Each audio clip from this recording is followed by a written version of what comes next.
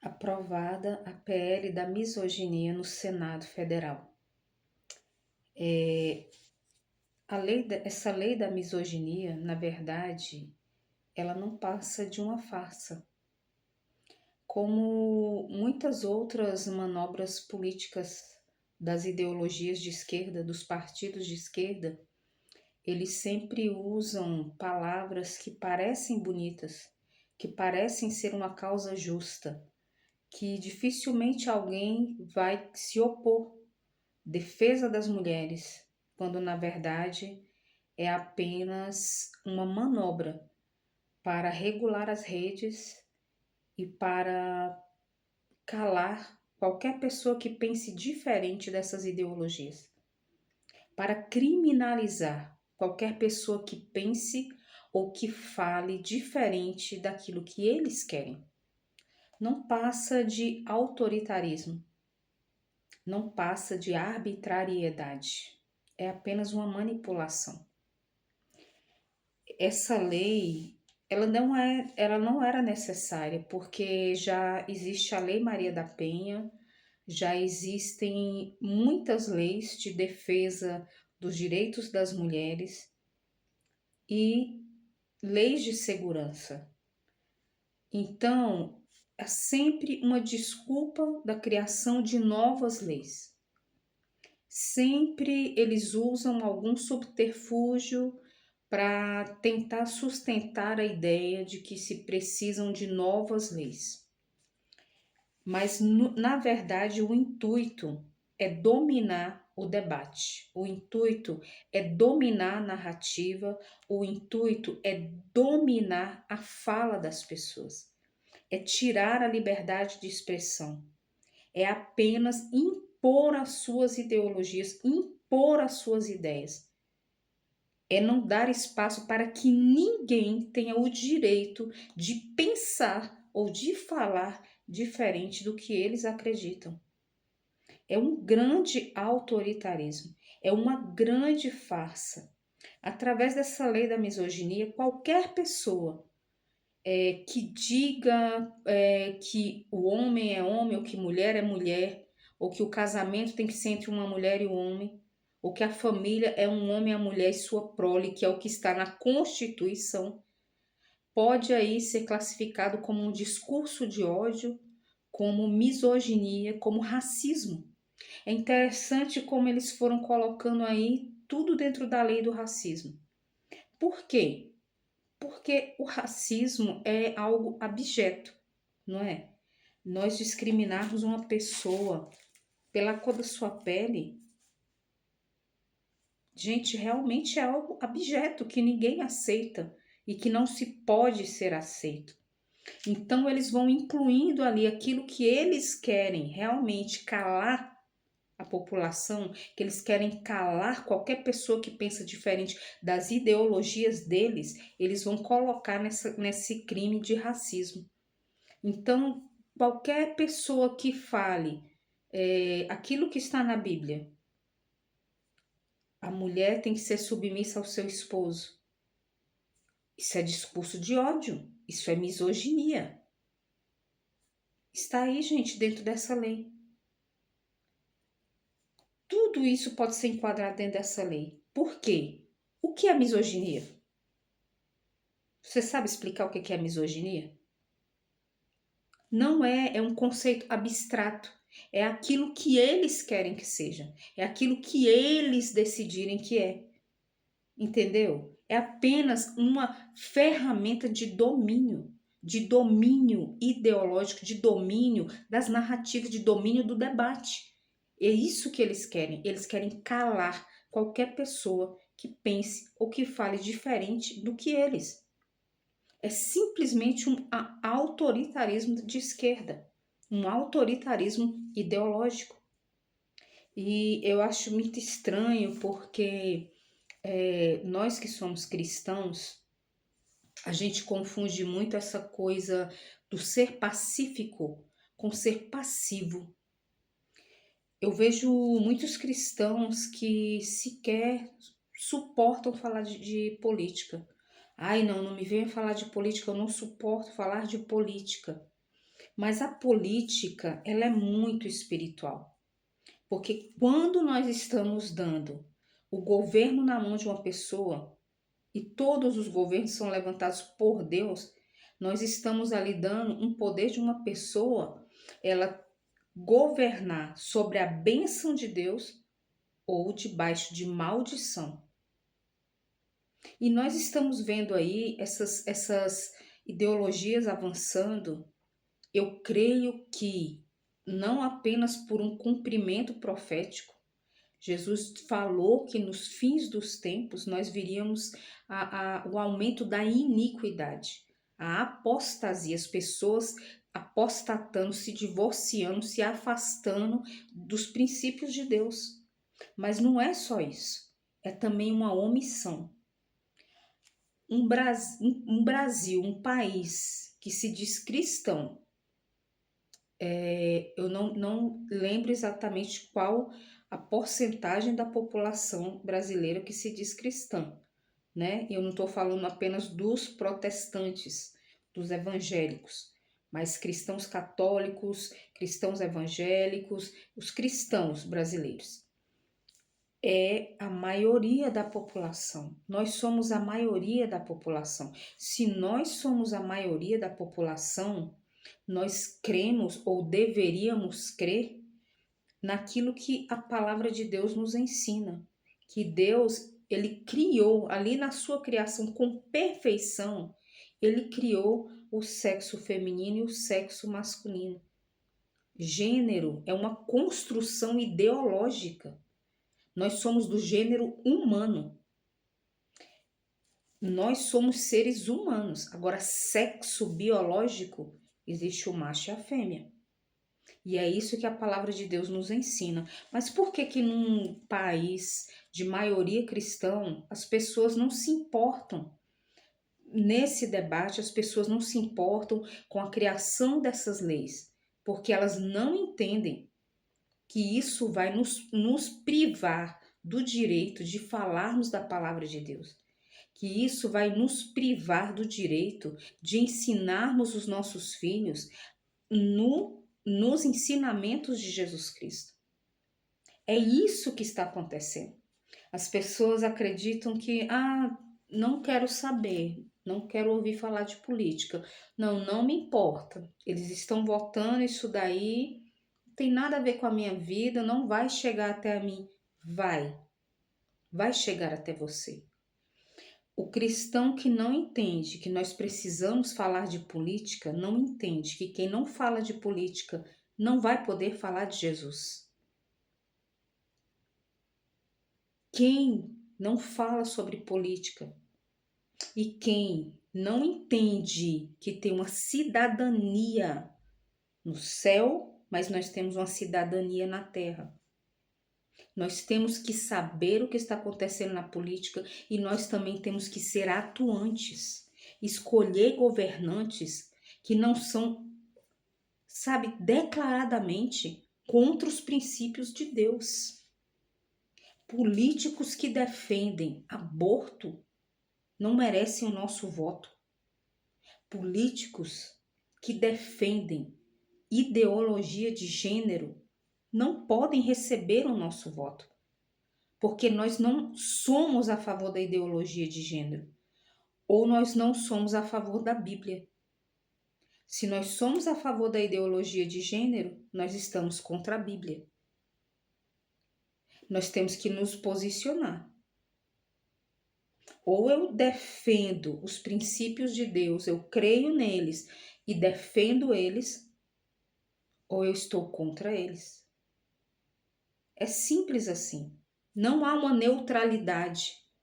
Não tem como você crer em Deus e você falar que você serve a Deus e falar que você batalha as batalhas do Senhor e você achar que você vai simplesmente ficar neutro. Não, diante de Deus não há neutralidade. Deus, ele quer de nós um posicionamento. Sabe? Quando nós simplesmente nos omitimos de participar desse debate, nos omitimos de nos posicionar, não, nós somos pró-vida, nós somos pró-família, Quando nós ficamos calados, essas ideologias, essas leis, elas avançam. E elas vão sim afetar a nossa vida, porque nós não vamos ter liberdade de professar a nossa fé.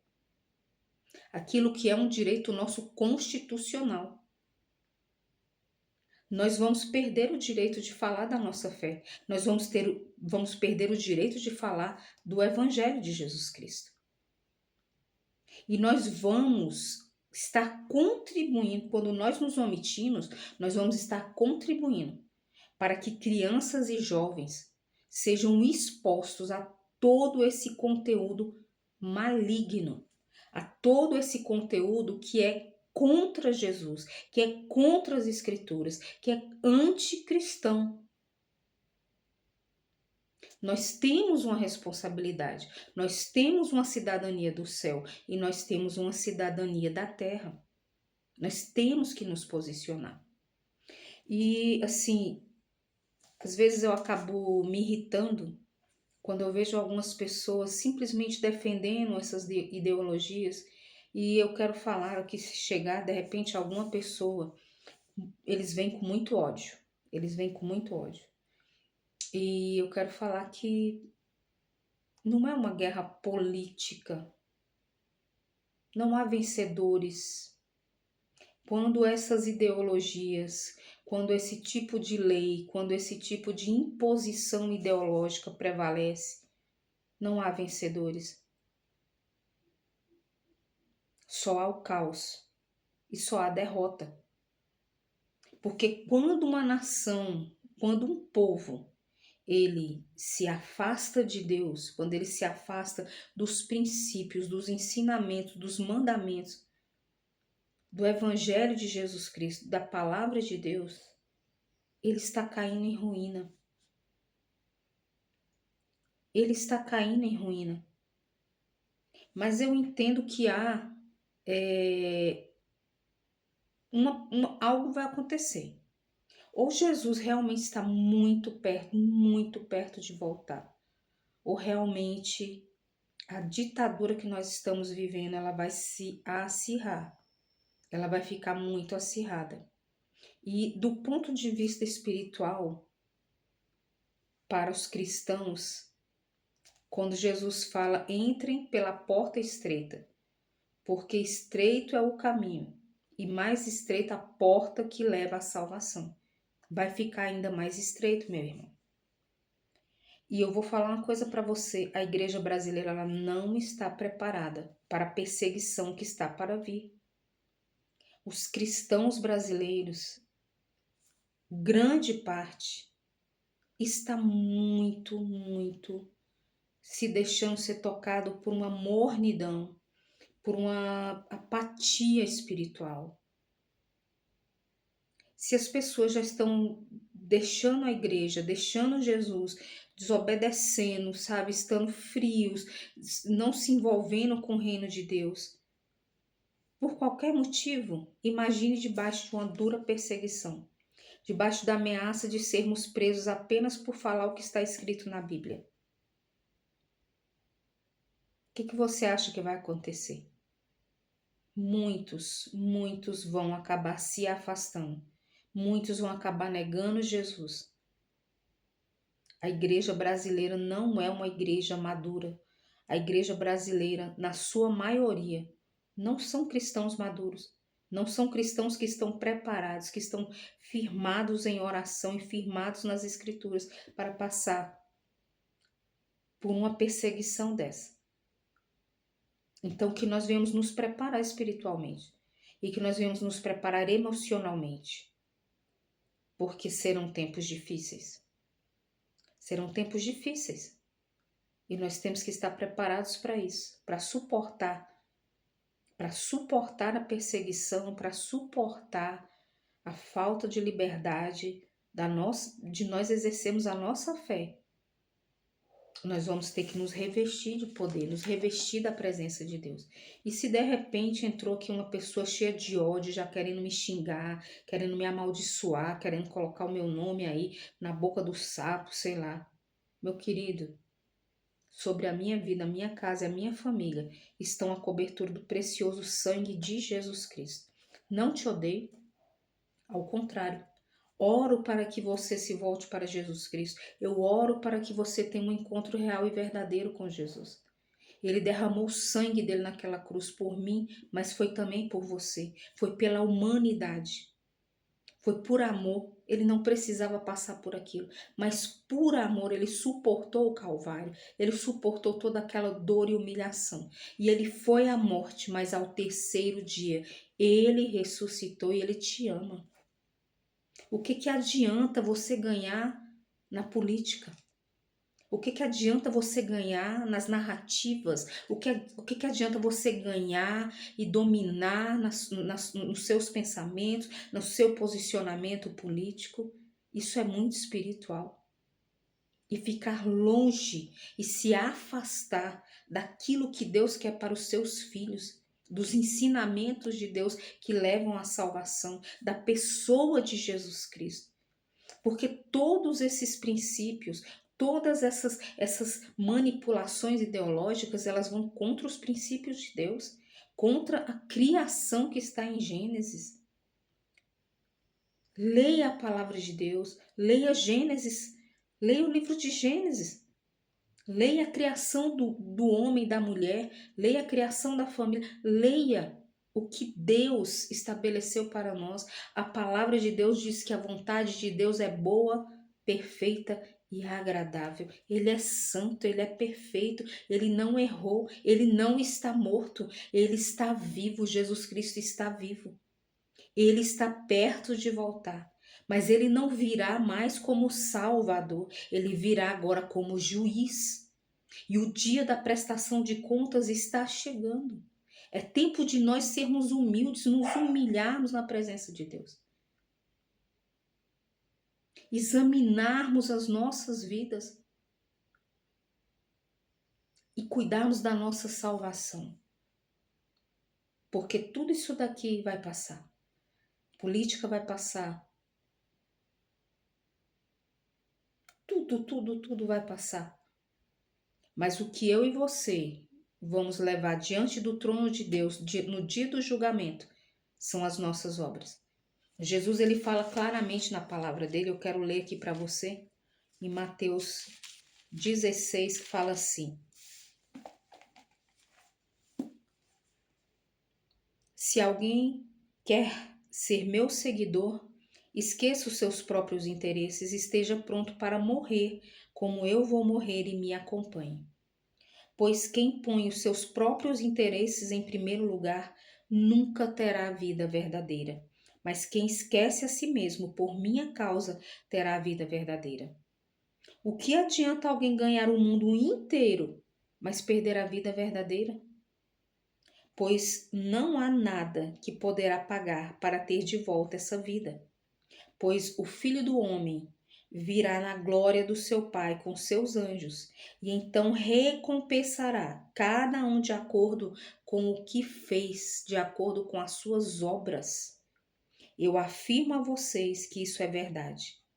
Estão aqui algumas pessoas que não morrerão antes de verem o Filho do Homem vir como Rei. Ele vai nos julgar pelas nossas obras. Ele vai nos julgar pela vida que nós estamos levando. E há uma escolha para mim e para você.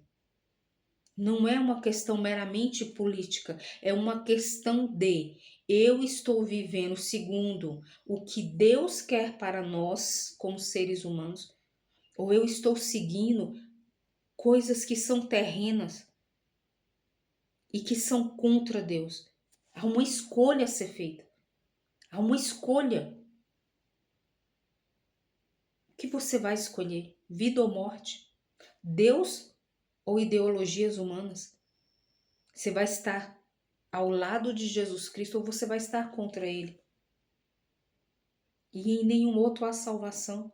Volte para Jesus Cristo. Jesus Cristo te ama. E você que é cristão e que tem flertado, que tem se iludido com essas ideologias e partidos que defendem tudo que é contrário à palavra de Deus, Ah, mas na direita também existem pessoas que são corruptas, mas na direita também os bons e os maus existem em todos os lugares. Mas a direita defende a vida e não o assassinato de crianças no ventre. A direita defende família, como Deus criou pai, mãe e seus filhos, homem e mulher. Ah, mas eu me sinto isso, eu me sinto. Sentir é um direito de todos. Você pode se sentir o que você quiser. Mas não foi isso que Deus criou. Aí você vai escolher as suas vontades ou a vontade de Deus. Você tem o livre-arbítrio, você tem liberdade constitucional. Mas eu tô falando de eternidade, eu tô falando da sua alma, eu tô falando do seu relacionamento com Deus. Eu escolho Deus. Eu escolho Jesus, eu escolho a palavra de Deus, ainda que eu tenha que ser presa, ainda que eu tenha que perder a vida. Mas eu não vou deixar Jesus por nada. Ele é o Senhor, Ele é o Salvador e só Ele pode salvar a nossa alma. A nossa alma é eterna.